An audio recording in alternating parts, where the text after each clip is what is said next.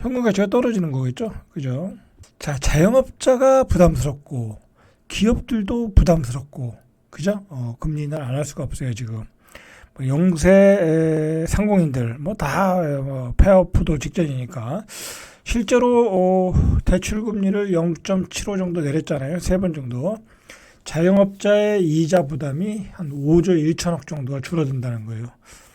여러 가지로 자영업자들한테는 도움이 되겠죠. 그죠? 자영업자들 다 돈 빌려가지고 대출받아 장사하는 거잖아요. 그죠? 좀 숨통이 트였으면 좋겠어요. 자, 시중에 돈을 풀어서 민간 소비 투자 등 내수라도 살려자. 자, 그런 의도로 한국 경제의 하강 속도를 어느 정도 늦출 수 있다. 뭐 어쩔 수 없어요. 예, 이렇게 해야 돼요. 방법이 없어요. 안 그러면 대한민국 자영업자들 다 죽어요.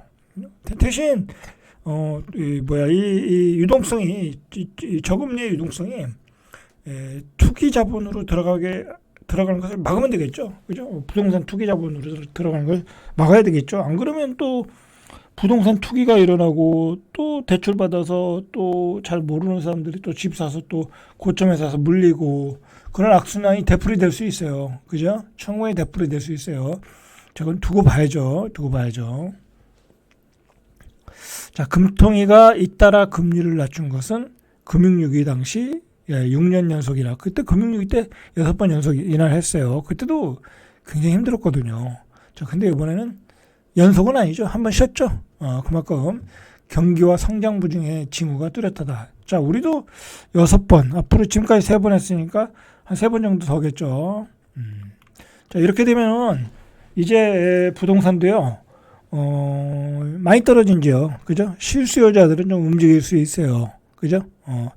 다만, 지금 금리가, 미국 금리와의 차이가, 미국 금리는 지금 4.25, 4.5니까 1.75로 벌어지겠죠? 미국도 이제 한번 내리면 안 되니까. 그죠?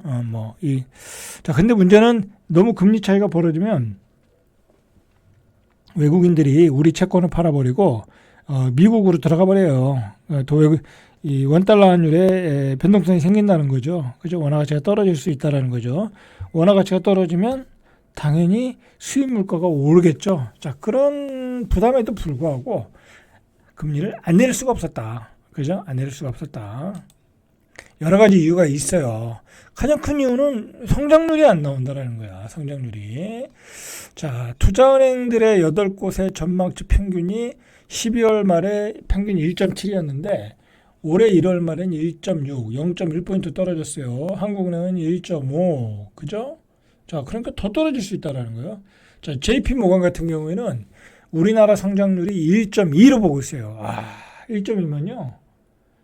작년에 반토막 난다는 거예요. 그러면 정말 웬만하면 다 폐업이에요. 요즘요, 상가에 장사하시던 분이 나가면 들어오지도 않고요. 자리가 좋은 데는 권리금도 없어요. 그죠? 권리금도 없어요. 그죠? 그리고 부시고, 다 부시고 원상복구 하려면 또 몇천만 원 들고. 참, 자영업자들 참, 이게 자영업이라는 게 할 게 못 돼요. 내가 옆에서 보니까 할 게 못 돼. 2, 3억 들어가지고, 인테리어에서, 그거 언제 2, 3억을 또 벌겠어. 그죠? 나갈 때 부시려면 또 5천만 원. 그죠? 자영업 하지 마세요. 그죠? 자영업 하지 마세요. 자, 이렇게 전망이 안 좋다라는 거죠. 전망이 안 좋다. 자, 미국은 한 번 정도 오히려 지금 금리 인하 가능성이 많이 줄어들었어요. 그죠? 트럼프의 관세 때문에 자꾸 CPI도 올라가고 PMI 지수도 낮아지고, 그죠? 그러면서 미국은 연 1회 정도 이렇게 생각하고 있고, 우리는 지금 나머지 한 2회 정도 남았고, 자, 결국은 원화 가치가 떨어지겠죠. 부지런히 달러 사셔야 될 것 같아요. 자, 벌써 금리가 많이 떨어졌잖아요. 그러니까 벌써 요즘 주식시장이 좋았잖아요. B2하자. B2에서 최근 2달여 사이에 2조 원이 급증했다. 신용융자 잔액이죠. 주식시장의 신용융자 잔액이 2달 사이에 2조 이상 늘었다. 그러니까 제가 얘기했죠. 금리 인하가 계속되면 될 때까지 주식시장은 계속 올라갈 거다. 왜냐하면 유동성, 빚을 내서 투자하러 들어오는 사람들이 있을 거다. 계속 올리는 거예요. 꽂히는 거죠. 그러니까 주식 투자 안 하시는 분들은 주식시장 쳐다도 보면 안 돼. 여러분들한테 줄 돈 없어요. 다 이 고수들이 노름터예요. 대한민국 주식시장은 고수들의 놀림터예요. 그죠? 다 이렇게 계산하고 주식시장에 올라가는 거예요. 그죠? 금리가 계속 내린다. 그러면 은행에 한 2.5, 2.7% 금리야. 아유, 그러면 손해잖아요. 그러니까 사람들이 엉덩이가 들썩거리는 거예요. 그러면 빨리 팔아가지고, 야, 요즘 주식시장 좋다는데 삼성전자나 살까? 하다가 물리는 거예요. 아마 제 생각으로는 그때 되면 삼성전자 한 6만 8천 원 할 거래요. 그러면 여러분들이 사러 들어올 거야. 그러면 7, 8만 전자 간다. 그렇게 꼬시겠죠? 그러면서 딱 고점 치고 여러분들은 물리는 거예요. 자, 이창용 총재는 올해 한두 차례, 그죠? 더 내린다. 그러면 2.75니까 2.25까지 내린다는 거거든요. 여러분들 이제는 초저금리 시대가 또 왔어요. 자, 이제는 뒤에서 결론적으로 얘기했지만 부지런히 빚을 갚으셔야 돼. 그죠? 빚을 더 낼 생각을 하지 말고 빚을 갚아라. 경기가 안 좋으니까. 내 직장이 날아갈지도 모르고, 그죠? 빚을 갚아라. 그리고 어디 투자할 생각하지 말아라. 그리고 혹시 샀던 부동산 있으면 뭐 상가 같은 것들, 뭐 오피스텔 같은 것들 다 파셔라. 이게 저금리니까 또 매수세가 들어올 수 있잖아요. 이때 파시는 거예요. 그죠? 파셔라. 벌써 이런 저금리로 간다는 건요. 이미 우리 잃어버린 10년, 20년, 30년으로 간다는 얘기예요. 그죠? 이제 성장률이 2%안 나와요. 계속 떨어지는 성장률이 나올 거예요. 이제 올해 저 금리를 내리니까 뭐 그나마 이게 1.5, 뭐 1.6, 1.7 뭐 그렇게 나올 수 있겠지만 만약 금리 안 내린다고 하면요. 1.0 밑으로 내려가는 분위기예요, 지금. 자, 이렇게 돈이 많이 풀리면요. 결국은 조금 안타깝지만 자산의 격차가 확 벌어져요. 왜냐면 풀린 돈을 가지고 그거를 굴려가지고 돈을 버는 사람이 있을 것이고, 그죠? 그냥 가만히 있는 사람도 있을 것이고, 풀린 돈을 가지고 또 엉뚱한 거 사서 사기당하시는 분도 있을 거고 그럴 거란 말이에요. 근데 가만히 있어도 벼락거지. 왜냐면 물가가 올라가니까. 그 다음에 돈을 가지고 빚을 내서 샀는데 뭐 거의 사기 분양을 받아요. 그러면 또 완전히 또 망하는 거고.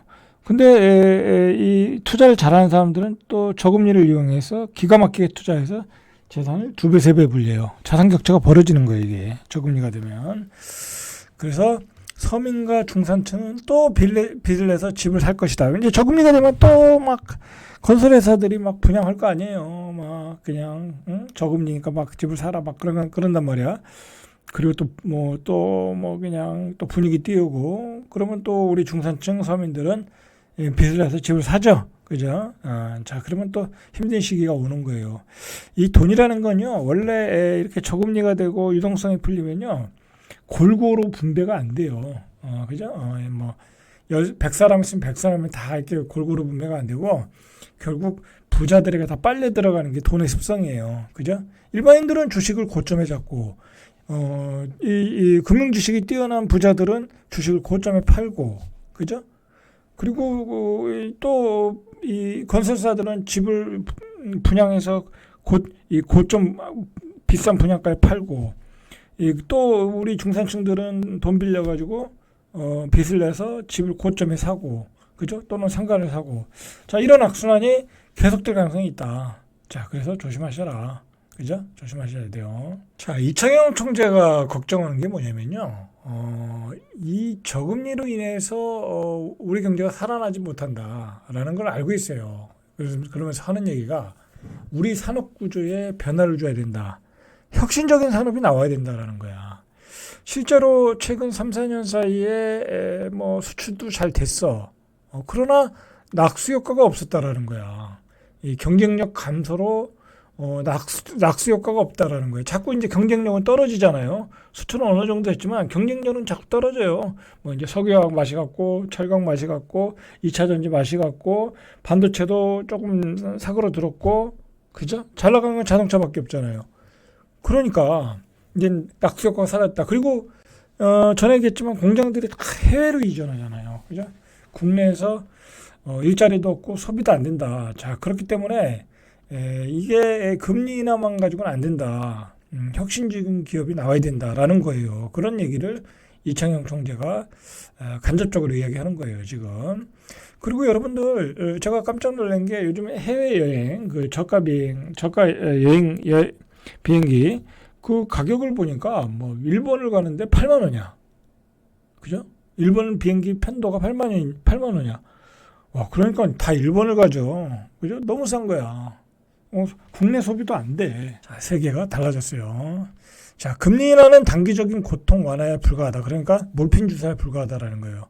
그러면서 우리 산업 구조적 변화가 있어야 된다. 우리 수출에 경쟁력이 있어야 수출에 낙수 효과가 있을 수 있다라는 것을 우리 이창용 총재님께서 말씀을 하셨습니다.